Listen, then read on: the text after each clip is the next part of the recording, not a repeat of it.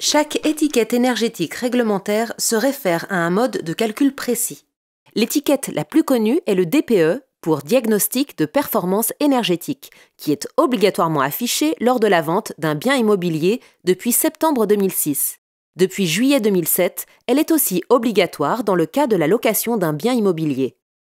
Mais il existe d'autres étiquettes sous la même forme, correspondant à d'autres types d'évaluations thermiques, comme par exemple les études thermiques RT 2005, BBC et RT 2012, qui sont issues de moteurs de calcul différents. L'étiquette énergétique évalue deux grands critères. À gauche, la consommation énergétique, exprimée en kWh d'énergie primaire, par mètre carré de surface hors œuvre nette et par an.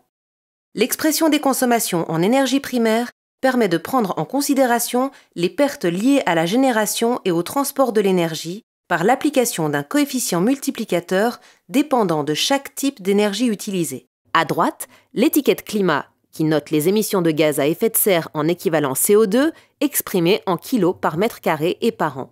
Selon les moteurs de calcul, les chiffres affichés comptabilisent les consommations de différents postes, mais toujours selon des scénarios conventionnels d'occupation et de climat.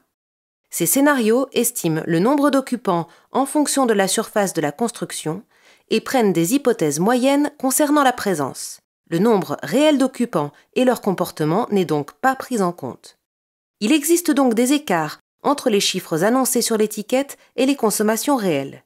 Mais le but de l'étiquette est de pouvoir comparer les bâtiments entre eux, notamment pour l'évaluation de la valeur du bien immobilier. Il est donc très important d'informer les occupants d'une part des écarts possibles entre les étiquettes énergétiques et leur consommation réelle, et d'autre part de l'importance de leur comportement face à leur consommation énergétique. Pour améliorer l'étiquette énergétique d'un logement, il suffit de faire des travaux de rénovation énergétique, aussi bien sur le bâti et son isolation que sur les systèmes de chauffage et de ventilation.